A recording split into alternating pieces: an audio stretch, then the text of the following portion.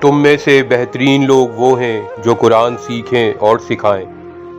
انا انزلناہ فی لیلۃ مبارکہ، ہم نے اس کو نازل کیا ہے ایک مبارک شب میں، چونکہ 21ویں تاریخ ہے، یہ 21ویں شب شروع ہو چکی ہے، تو یہ بھی سمجھ لیجئے کہ یہ عشرہ جسے کہ حضور نے کہا ہے کہ آخری عشرہ جو ہے عتق من النار، آگ سے چھٹکارا پانے کا ہے۔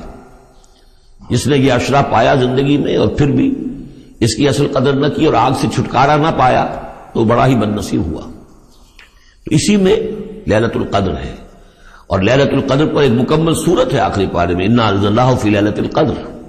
لیکن قرآن مجید میں اہم مضامین چونکہ کم از کم 2 مرتبہ آتے ہیں، وہی مضمون یہاں بھی ہے۔ لیلہ مبارکہ اور لیلۃ القدر ایک ہی شے ہے، ایک ہی رات کا نام ہے۔ انا انزلناہ فی لیلۃ المبارکۃ، ہم نے اس کو نازل کیا ایک بڑی مبارک شب میں۔ انا کنا منذرین، ہم ہیں خبردار کر دینے والے۔ رسالت کا اصل مقصد، کتابوں کا اصل مقصد انذار، خبردار کرنا۔ یا ایھا المدثر قم فانذر، کھڑے ہو جائیے، کمر کسیے اور خبردار کر دیجئے لوگوں کو کہ زندگی یہی زندگی نہیں ہے، یہ تو زندگی کا بڑا ہی ایک چھوٹا سا حقیر سا دی باچا ہے، اصل زندگی تو موت کے بعد ہے۔ وَإِنَّ دَارَ الْآخِرَةَ لَهِيَ الْحَيَوَانُ لَوْ كَانُوا يَعْلَمُونَ فِيهَا يُفْرَقُ كُلُّ أَمْرٍ حَكِيمٍ، اس لیلہ مبارکہ میں تمام پختہ فیصلے طے پا جاتے ہیں۔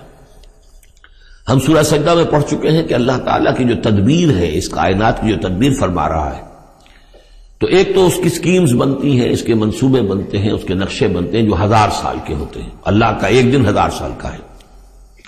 یدبر الامر من السماء الى الارض ثم یعرج الیہ فی یوم کان مقدارہ 1000 سنۃ مما تعدون۔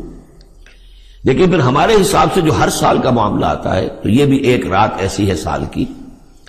یہ اس یوں سمجھیے کہ جو کاسمک جو ایک امپائر ہے اللہ تعالیٰ، یہ بجٹ سیشن ہے سال کا، اور اس میں سال کے اندر ہونے والے سارے واقعات کے ضمن میں جو کچھ ہونا ہے وہ فیصلے طے پا کر اور یفرقوں کا صحیح مفہوم ہوگا ایشو کر دیے جاتے ہیں۔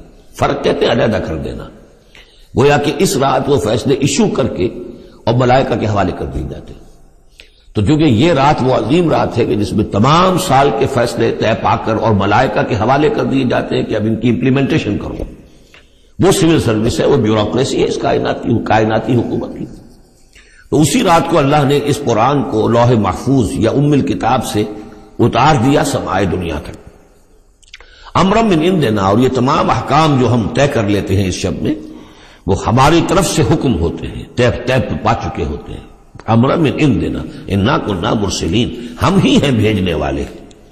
رحمتا من ربک، اور تمام فیصلے جو ہوتے ہیں اللہ تعالیٰ کے رحمت ہی پر مبنی ہوتے ہیں، اور خاص طور پر اس کتاب کا بھیجا جانا وہ تو ایک عظیم رحمت ہے نوع انسانی کے لیے۔